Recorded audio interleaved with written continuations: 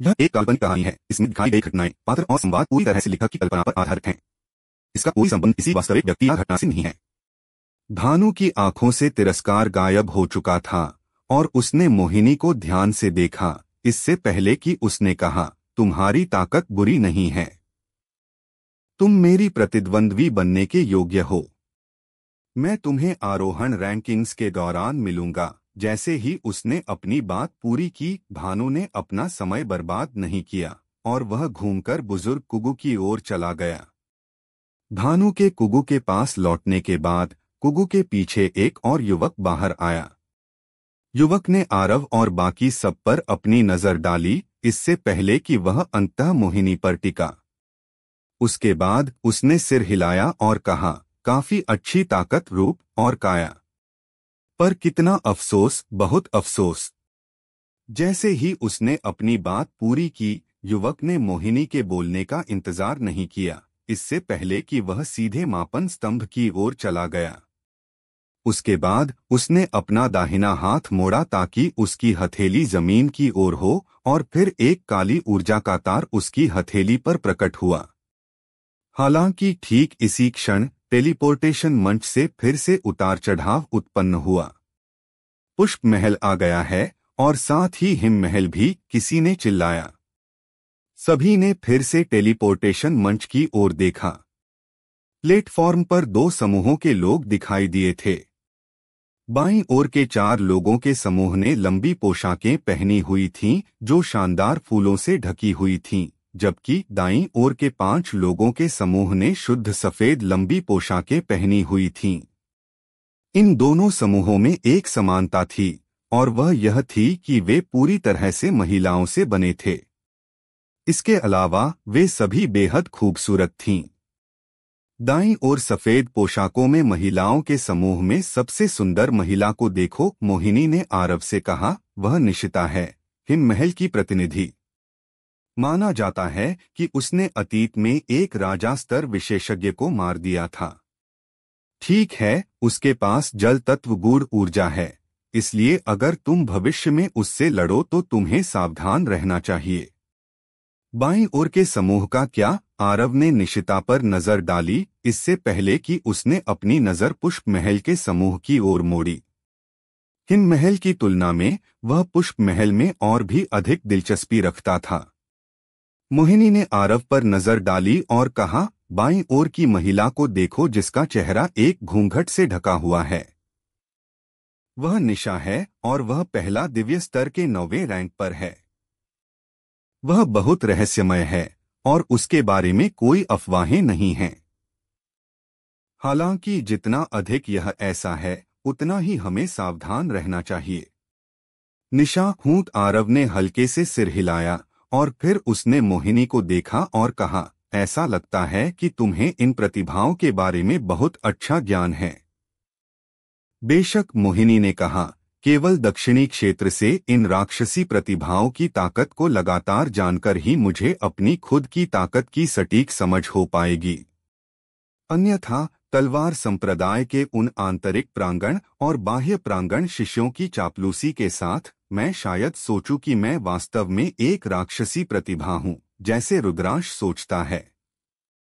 आरव मुस्कुराया और कहा, अब मैं समझता हूं कि तुम्हारी ताकत इतनी जबरदस्त क्यों है।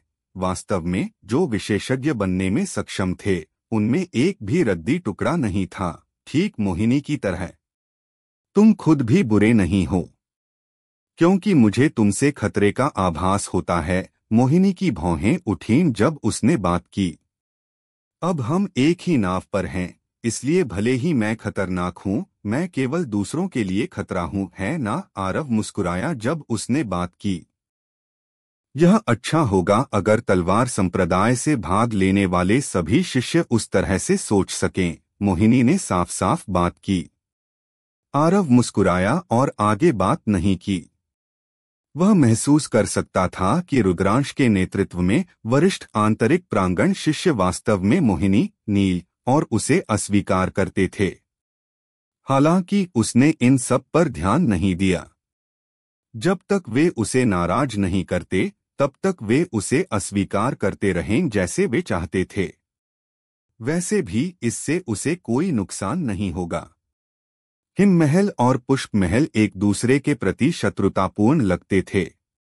दोनों समूहों ने एक दूसरे पर ठंडी नजर डाली, इससे पहले कि वे एक साथ शहर के प्रवेश द्वार की ओर चल दिए। कुगुक नभजीत, मुझे उम्मीद नहीं थी कि यह तुम दोनों होगे जो अपने अपने समूहों का नेतृत्व कर रहे होगे। पुष्पमहल के समूह का नेतृत्व करने वाली खूबसूरत महिला ने एक ही नजर में नभजीत और कुगु को देखा और उसने साफ आवाज में बात की। अनिका, कुछ दसियों साल बाद तुम अभी भी उतनी ही खूबसूरत हो जितनी पहले थी। नभजीत की आंखों में थोड़ा जटिल भाव था जब उसने खूबसूरत महिला को देखा और उसने भावना के साथ आह भरी। ऐसा लगता है जैसे कल की ही बात है कि हम साथी थे। अफसोस। अनिका नामक खूबसूरत महिला की आंखों में भी एक जटिल अभिव्यक्ति का झोंका आया और उसने कहा, कुछ दसियों साल बाद तुम पहले ही एक बूढ़े व्यक्ति बनने की कगार पर हो। समय माफ नहीं करता। नभजीत ने सिर हिलाया और मुस्कुराया। इस बीच हिममहल के समूह के नेतृत्व में खूबसूरत महिला ने ठंडे लहजे में कहा, कृपया अपनी पुरानी लौ को फिर से जगाने के लिए कहीं और जाएं, ठीक है। अनिका की अभिव्यक्ति ठंडी हो गई और फिर उसने एक मुस्कान दी और कहा, तो क्या? यह अभी भी किसी ऐसे व्यक्ति से बेहतर है जो कुछ भी फिर से नहीं जगा सकता। सफेद पोशाक में खूबसूरत महिला ने अनिका पर ठंडी नजर डाली और फिर उसने नभजीत को देखा और कहा, नभजीत, तुम उन सभी वर्षों पहले एक उत्कृष्ट हस्ती थे, तो तुम्हें किस बात ने इस महिला में दिलचस्पी लेने के लिए प्रेरित किया? सौभाग्य से तुमने इस महिला के साथ आने का चुनाव नहीं किया, अन्यथा उसने तुम्हें इन सभी वर्षों में अनगिनत हरी टोपी पहनाई होगी। तुम्हें शायद अभी तक पता नहीं है, लेकिन किसी के पास पुरुष पालतू जानवरों की संख्या पहले ही 3 अंकों को पार कर चुकी है। अनिका की अभिव्यक्ति थोड़ी अप्रिय थी जब उसने कहा, हिमानी, क्या तुम एक अभ्यास के लिए देख रही हो? तुम्हें लगता है कि मैं तुमसे डरती हूँ? हिमानी ठंडी हंसी हंसी। मैं पहले जा रहा हूँ। ठीक जब उनके बीच का माहौल टकरावपूर्ण था, कुगु ने दोनों महिलाओं को अपनी मुट्ठी जोड़ी, इससे पहले कि उसने तीनों युवकों को दूर ले गया। वह वास्तव में हिममहल और पुष्पमहल के बीच की शत्रुता में घसीटा जाने में दिलचस्पी नहीं रखता था। नभजीत ने उनसे अपनी मुट्ठी जोड़ी और जाने का इरादा किया, क्योंकि वह भी हिममहल और पुष्पमहल के बीच की शत्रुता में घसीटा जाना नहीं चाहता था। तलवार संप्रदाय किसी भी पक्ष को नाराज नहीं कर सकता था, इसलिए सबसे अच्छा था कि वह चला जाए। क्या तुम्हारे तलवार संप्रदाय में आरव नामक कोई है? ठीक जब नभजीत जाने का इरादा कर रहा था, अनिका अचानक बोली। रुद्रांश और अन्य ने आरव को देखा जबकि शैलाधर और नभजीत ने माथे पर बल डाला। आरव भी चकित था। क्या ऐसा हो सकता है कि वह मेरे साथ परेशानी पैदा करने का इरादा रखती है? हालांकि वह डरा नहीं था क्योंकि उसके पास आत्मतंत्री की पहचान थी। हर रात की कहानी, हर दिन का धमाका, सिर्फ स्टोरी हंगामा पर। तो अभी सब्सक्राइब करें और बेल आइकन दबाएं, क्योंकि अगली कहानी आप मिस ना कर पाए। इसलिए वह तुरंत बाहर खड़ा हो गया और कहा, मैं हूं। जब उन्होंने आरव को सुना तो पुष्पमहल के शिष्यों ने आरव को देखा, खासकर प्रभा जिसका चेहरा एक घूंघट से छिपा हुआ था। उसकी खूबसूरत आंखें एक उत्सुक चमक के साथ झिलमिलाहट कर रही थीं। अनिका ने आरव को ऊपर से नीचे तक देखा और फिर उसने कहा, तुम सरिता के बेटे हो? आरव ने चुपचाप उसे देखा। पहला दिव्य स्तर का दूसरा रैंक। मैंने सोचा था कि सरिता का बेटा असाधारण होगा, फिर भी मैंने कभी उम्मीद नहीं की थी कि तुम केवल पहला दिव्य स्तर के दूसरे रैंक पर हो। कितना निराशाजनक। अनिका ने हल्के से सिर हिलाया। क्या तुम खत्म हो गई हो? आरव ने उदासीनता से बात की।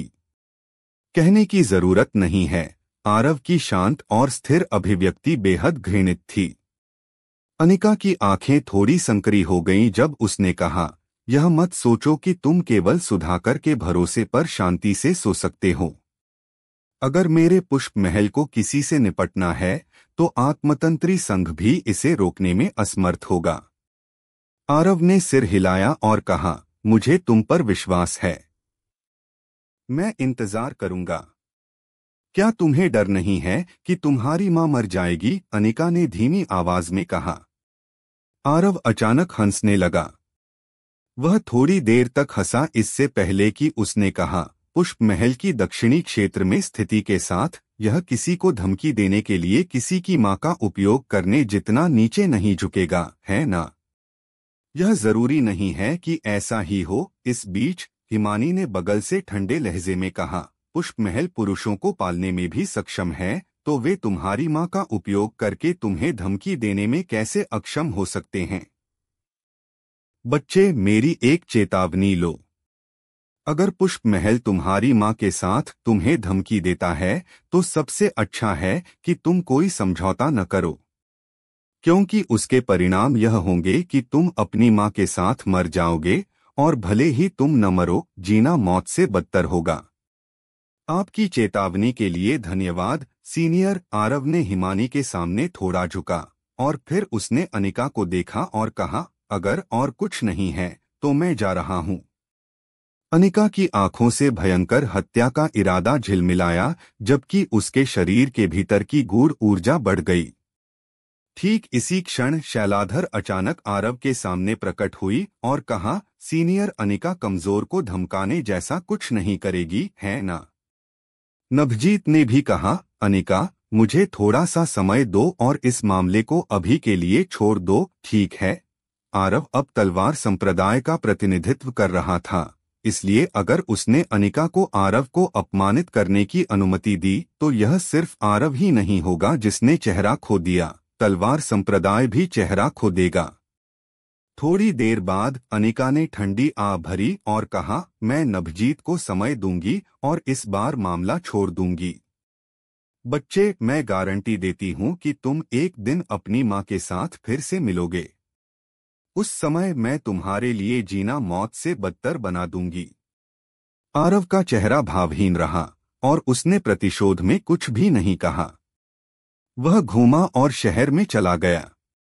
वह जानता था कि उसके सामने यह व्यक्ति निश्चित रूप से वसुंधरा जैसा ही था और निश्चित रूप से उसकी मां के प्रति द्वेष रखता था, और यही कारण था कि उसने उसे इस तरह से निशाना बनाया। साथ ही वह जानता था कि अनिका गलत नहीं थी। आत्मतंत्री संघ उसे कुछ समय के लिए बचा सकता था, फिर भी उसके लिए उसे जीवन भर बचाना असंभव था। आखिरकार अगर पुष्प महल ने उसे मारने के लिए एक आत्मिक स्तर विशेषज्ञ या यहां तक कि आत्मोन्नति स्तर विशेषज्ञ को भेजा तो उसके पास विरोध करने के लिए कोई जगह नहीं होगी, तो उसे अंतहीन रूप से मजबूत होना पड़ा। आरव अचानक बगल से एक परिचित आवाज गूंजी। आरव ने अपना सिर घुमाकर देखा और उसने मीना को उस पर शानदार ढंग से मुस्कुराते हुए देखा। इसके अलावा मानजित और नीरव उसके बगल में थे। तुम सब यहाँ क्या कर रहे हो? आरव पास गया और वह अपने चेहरे पर एक मुस्कान प्रकट करने से रोक नहीं सका। दोस्तों, स्टोरी को लाइक, शेयर व सब्सक्राइब कर दिया करो, जिससे मुझे मोटिवेशन मिलता है। नभजीत, हमारे पुराने संबंध के कारण मुझे तुम्हें कुछ सलाह देने की अनुमति दो। यह सबसे अच्छा होगा कि तुम्हारा तलवार संप्रदाय आरव और मेरे पुष्प महल के मामलों में हस्तक्षेप न करे। ऐसा करना तुम्हारे तलवार संप्रदाय के लिए बिल्कुल भी फायदेमंद नहीं है। अनिका ने आरव को देखा, जो मीना और अन्य लोगों के साथ खुशी से बात कर रहा था, और उसने ठंडी आवाज में बात की। नभजीत ने भौहें सिकोड़ी। क्या वह अपनी बातों से थोड़ी अहंकारी और दबंग नहीं हो रही है? इस बीच शैलाधर ने अचानक कहा, हम इसमें शामिल होते हैं या नहीं, यह हमारे तलवार संप्रदाय का काम है। मेरे तलवार संप्रदाय और आरव के बीच के मामलों के लिए तुम्हारे पुष्प महल को चिंता करने की कोई आवश्यकता नहीं है। तुम शैलाधर हो? अनिका की आंखें संकरी हो गईं। क्या? शैलाधर की भौहें उठीं और उसने अपने चेहरे पर जरा भी डर नहीं दिखाया, जैसा कि आरोहण रैंकिंग्स पर किसी से उम्मीद थी। अनिका ठंडी हंसी और फिर उसने कहा, कितना अहंकार भरा है। शैलाधर अभी बोलने ही वाली थी कि हिम महल की हिमानी ने अचानक हस्तक्षेप किया। अनिका, तुम जितनी लंबी जी रही हो उतनी ही बदतर होती जा रही हो। तुम एक आत्मोन्नति स्तर की विशेषज्ञ हो, तो क्या तुम्हें छोटी पीढ़ी के साथ इस तरह हंगामा करने में शर्म नहीं आती? ओह हाँ, तुम हमेशा से ही बेशर्म रही हो, तो तुम्हें शर्म कैसे आ सकती है? हम शहर के बाहर जाकर एक मुकाबला क्यों नहीं कर लेते? अनिका ने हिमानी को देखा, जबकि उसकी आंखों में हत्या का इरादा बिल्कुल भी छिपा नहीं था। उसकी कोई जल्दी नहीं है, हिमानी ने ठंडी आवाज में कहा। तुम्हारे पुष्प महल और मेरे हिम महल के दोनों शिष्य आज यहाँ हैं, तो हम उन्हें मापन स्तंभ से अपनी ताकत मापने के लिए क्यों नहीं कहते?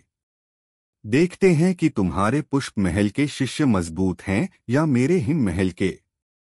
मैं भी यही सोच रही थी, अनिका ने कहा। जब उसने अनिका और हिमानी के बीच की बातचीत सुनी, तो आरव ने मीना के समूह के साथ बात करना बंद कर दिया और पुष्प महल की उस महिला को देखा जिसका चेहरा घूंघट के पीछे छिपा हुआ था। हालांकि उसकी शक्ल उससे छिपी हुई थी, लेकिन उसकी आकृति और हाव भाव के आधार पर वह शायद एक अद्वितीय सुंदरता थी। बेशक आरव को उसकी शक्ल की परवाह नहीं थी और वह उसकी ताकत की ज्यादा परवाह करता था। वह देखना चाहता था कि पुष्प महल की छोटी पीढ़ी की यह प्रतिनिधि कितनी मजबूत थी। यह सिर्फ आरव ही नहीं था, नभजीत, शैलाधर और अन्य जो जाने वाले थे, वे भी रुक गए थे और हिम महल और पुष्प महल के सदस्यों को देख रहे थे। ये दोनों शक्तियां केवल आदित्य विद्यालय से ही कम थीं और वे देखना चाहते थे कि उनके तलवार संप्रदाय और इन दोनों महलों के बीच कितनी दूरी थी। हिमानी के संकेत पर उसके पीछे खड़ी एक महिला बाहर निकली। इस महिला को यहाँ सभी के बीच विशेष रूप से आकर्षक कहा जा सकता था। उसकी शक्ल बेहद खूबसूरत थी, लेकिन उसमें जो सबसे आकर्षक विशेषता थी वह उसके बाल थे। उसके बाल काले रंग के नहीं थे, बल्कि चांदी के रंग के थे। हाँ, वे पूरी तरह से चांदी के थे। इसके अलावा उसका हाव भाव विशेष रूप से ठंडा था और यहाँ तक कि उसका चेहरा भी बर्फीला ठंडा था, जैसे कि यह वर्णन कर रहा हो कि दूसरों को उसके पास नहीं आना चाहिए। शैलाधर का हाव भाव कुलीन और उदासीन था, जबकि यह महिला गरिमापूर्ण और ठंडी थी।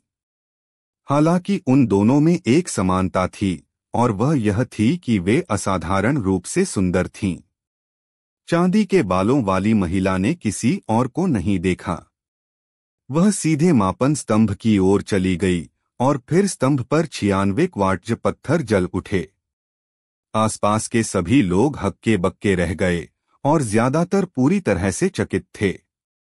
तलवार संप्रदाय और पुष्प महल के सदस्यों के भाव हिंसक रूप से बदल गए और आरव का भाव भी अभूतपूर्व रूप से गंभीर था।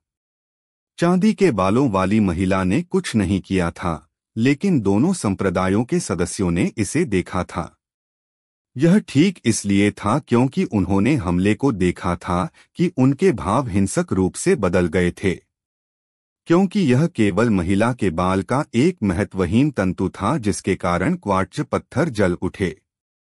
सबसे महत्वपूर्ण बात यह थी कि उसके हमले का तरीका शांत और बिना किसी संकेत के था कि हमला शुरू किया जा रहा है। यह इसका सबसे भयानक पहलू था और यह वही था जिसने आरव को सबसे ज्यादा डराया। उसी समय आरव ने अपने दिल में भाग्यशाली महसूस किया।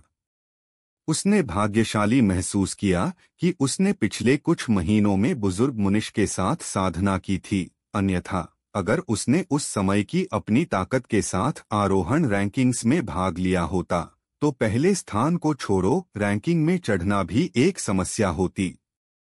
उसके बाल के एक तंतु में ही ऐसी भयानक शक्ति थी। तलवार संप्रदाय के भाग लेने वाले शिष्यों को अपने आत्मविश्वास पर एक झटका लगा और रुद्रांश का भाव थोड़ा भद्दा था।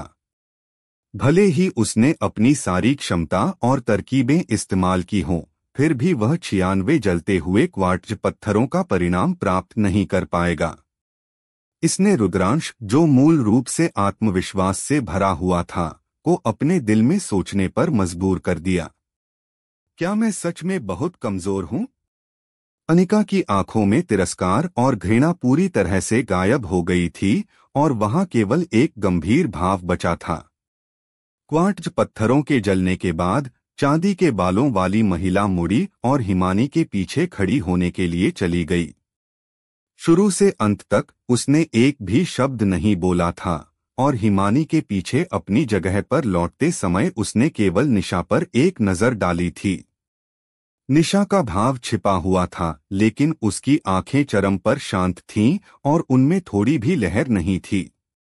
जब चांदी के बालों वाली महिला ने उस पर नजर डाली थी तो उसने भी चांदी के बालों वाली महिला पर नजर डाली थी और फिर वह धीरे धीरे स्तंभ की ओर चली गई। इस बीच आसपास के सभी लोग अपने सदमे से उबर चुके थे। कई गूढ़ ऊर्जा अभ्यासी नहीं जानते थे कि चांदी के बालों वाली महिला ने स्तंभ पर कैसे हमला किया था, लेकिन वे जानते थे कि उसकी वजह से 96 क्वार्ट्ज पत्थर जल उठे थे। 96। ऐसा परिणाम पिछले साल के आदित्य विद्यालय के प्रतिभाशाली लोगों के समान था, फिर भी हिममहल के एक सदस्य ने अब ऐसा परिणाम प्राप्त किया था। क्या हिममहल इस बार आदित्य विद्यालय को पीछे छोड़ने जा रहा है? आसपास के सभी दर्शक सदमे और उत्तेजना दोनों महसूस कर रहे थे, क्योंकि समान रूप से मेल खाने वाले विरोधियों के बीच एक भयंकर संघर्ष सबसे सार्थक था। जब निशा स्तंभ के पास चली गई तो आसपास के सभी लोगों की निगाहें उस पर उतर आईं, क्योंकि हर कोई वास्तव में पुष्प महल की इस राक्षसी प्रतिभा के परिणाम जानना चाहता था। स्तंभ के सामने खड़ी होकर निशा ने हल्के से अपना गोरा हाथ उठाया। अचानक उसके हथेली पर पूरी तरह से गूढ़ ऊर्जा से बनी एक पंखुड़ी दिखाई दी। पंखुड़ी अंगूठे के आकार की, क्रिस्टलीय और शानदार थी। एक पल बीतने के बाद पंखुड़ी उसके हथेली पर घूमने लगी और यह इतनी तेजी से बढ़ी कि कोई पंखुड़ी के आकार को नहीं पहचान सकता था। जाओ, निशा ने अपनी उंगली से झटका दिया और पंखुड़ी सफेद रोशनी की एक किरण में बदल गई जो स्तंभ पर गोली मार दी। सीस। हवा के फटने की एक तीखी और कान फाड़ने वाली आवाज गूंज उठी और यह पंखुड़ी की आवाज थी जो आगे बढ़ते हुए हवा को फाड़ रही थी। बूम! एक विस्फोट गूंज उठा और फिर 96 क्वार्ट्ज पत्थर जल उठे। जलते हुए पत्थरों को देखकर अनिका ने अपने दिल में थोड़ी राहत की सांस ली। पहले उसे थोड़ी चिंता थी कि निशा हार जाएगी, क्योंकि अगर ऐसा हुआ होता तो हिमानी उसे पूरी तरह से मजाक उड़ा सकती थी। सौभाग्य से हालांकि निशा जीती नहीं थी, वह हारी भी नहीं थी। भले ही उन दोनों ने 96 क्वार्ट्ज पत्थरों को जलाया था, लेकिन आसपास के किसी भी दर्शक को उतना झटका महसूस नहीं हुआ जितना कि उन्हें पहले हुआ था। आखिरकार उस चांदी के बालों वाली महिला ने इसे चुपचाप पूरा किया था। हाँ हाँ, कितना हलचल भरा उत्साह है। ठीक इसी क्षण दूर से हल्की फुल्की हंसी गूंज उठी। सभी ने देखने के लिए मुड़कर देखा और उन्होंने देखा कि एक युवा व्यक्ति अचानक टेलीपोर्टेशन मंच पर प्रकट हुआ था। युवा व्यक्ति का रूप सुंदर था। उसने चांद जैसा सफेद लबादा पहना हुआ था और उसके चेहरे पर मुस्कान थी। यह आदित्य विद्यालय के बाह्य प्रांगण रैंकिंग में चौथे स्थान पर रहने वाला आदित्य विद्यालय का अभिनव है। इस बीच मोहिनी ने अचानक आरव से कहा, अफवाह के अनुसार राजा स्तर के विशेषज्ञ उसके लिए कोई मुकाबला नहीं है। यहाँ तक कि अफवाहों में कहा गया है कि वह अतीत में आत्मिक स्तर के विशेषज्ञों से भागा है।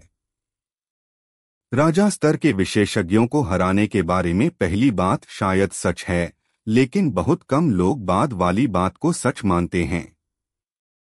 क्या तुम मानती हो? आरव ने पूछा। मोहिनी ने आरव पर एक नजर डाली और कहा, मैं केवल वही मानती हूँ जो मैंने अपनी आंखों से देखा है। क्या हमें उसकी ताकत के बारे में एक पल में पता नहीं चलेगा? आरव ने सिर हिलाया। अभिनव अनिका और हिमानी के सामने खड़ा होने के लिए चला गया और फिर उसने उनके सामने अपनी मुट्ठी बांधी और कहा, कनिष्ठ अभिनव बड़ों को नमस्कार करता है। किसी को नहीं पता था कि उसने जानबूझकर ऐसा किया था या नहीं, लेकिन अभिनव ऐसा लग रहा था जैसे उसने तलवार संप्रदाय के नभजीत को देखा ही नहीं था। बच्चे, क्या तुम्हारे आदित्य विद्यालय ने तुम्हें अकेले ही भेजा है? अनिका ने पूछा। जरूर नहीं, अभिनव मुस्कुराया और कहा, इस बार मेरे आदित्य विद्यालय से कुल 5 शिष्य आए हैं। मेरे अन्य 4 वरिष्ठ भाई पहले ही अन्य टेलीपोर्टेशन मंचों के माध्यम से साम्राज्य की राजधानी में प्रवेश कर चुके हैं। मेरे वरिष्ठ भाई जानते हैं कि कई लोग मेरे आदित्य विद्यालय की ताकत देखना चाहते हैं, इसलिए उन्होंने मुझे मेरी साधारण क्षमता प्रदर्शित करने के लिए भेजा है। बच्चे, मेरे पुष्प महल और हिम महल दोनों ने इस बार 96 पत्थर जलाए हैं। तुम्हारे आदित्य विद्यालय की प्रतिष्ठा के लिए यह सबसे अच्छा होगा कि तुम अपने वरिष्ठ भाई को आने के लिए कहो, अन्यथा तुम सच में साधारण क्षमता प्रदर्शित कर सकते हो, हिमानी ने ठंडी आवाज में कहा। 96 क्वार्ट्ज पत्थर, एक बहुत अच्छा परिणाम। तुम्हारे दोनों महलों के परिणाम पिछले साल की तुलना में बहुत बेहतर हैं। अभिनव मुस्कुराया और कहा, हालांकि मेरे वरिष्ठ भाइयों को ऐसे मामूली मामले के लिए परेशान करना अनुचित है, अन्यथा मुझे डांट पड़ेगी। तो कृपया अपनी वह साधारण क्षमता प्रदर्शित करें, हिमानी ने ठंडी आवाज में कहा। अभिनव ने सिर हिलाया और ज्यादा बात नहीं की। वह स्तंभ की ओर चला गया और फिर उसने अपनी हथेली उठाई और स्तंभ पर जोर से मारा। बूम! एक विशाल धमाके के साथ स्तंभ पर कुल 97 क्वार्ट्ज पत्थर अचानक जल उठे। आसपास चीखों की एक लहर गूंज उठी, जबकि तलवार संप्रदाय, पुष्प महल और हिम महल के सभी सदस्य स्पष्ट रूप से प्रभावित हुए। हाँ, अभिनव हंसा जब वह शहर में चला गया और ज्यादा देर नहीं लगी कि वह उनके देखने के क्षेत्र से गायब हो गया। कितना जबरदस्त, मोहिनी ने स्तंभ पर क्वार्ट्ज पत्थरों को देखते हुए धीमी आवाज में बात की। वह सच में बहुत जबरदस्त है, आरव सहमत हुआ। अब क्या होने वाला है आगे सुनते रहिए सर्वशक्तिमान हमारे चैनल स्टोरी हंगामा पर।